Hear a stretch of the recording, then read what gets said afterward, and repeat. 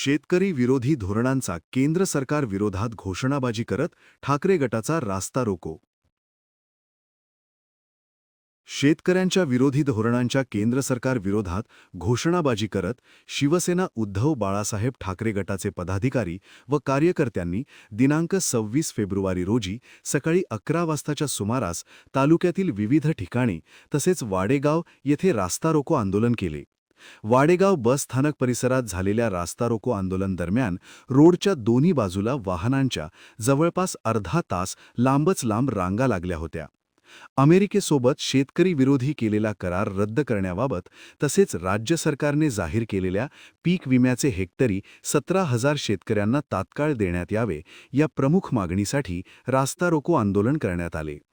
त्यावेळी अरुणभाऊ पळसकर, दीपक शेठ मसणे, अनंता काळे, रणजित अहिर, अय्याज साहिल, निवृत्ती मैसने, प्रेम तायडे, दत्ता मानकर, अमोल बावणे, संदीप घाटोळ तसेच महिला आघाडीच्या कल्पना राहटे यांच्यासह शिवसेनेचे पदाधिकारी व कार्यकर्ते रास्ता रोको आंदोलनांमध्ये सहभागी झाले होते.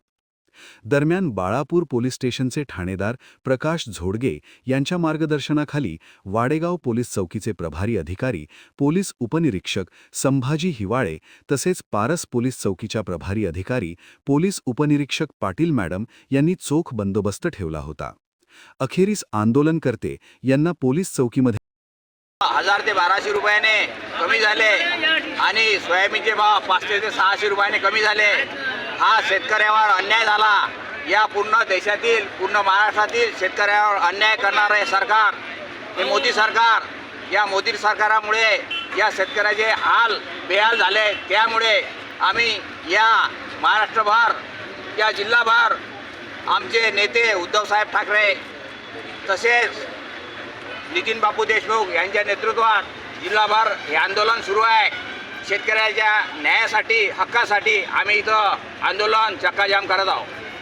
आणखी नवीन व्हिडिओ पाहण्यासाठी आमच्या देशमुख एक्सप्रेस न्यूज चॅनलला सबस्क्राईब करा, लाईक करा आणि शेअर करा.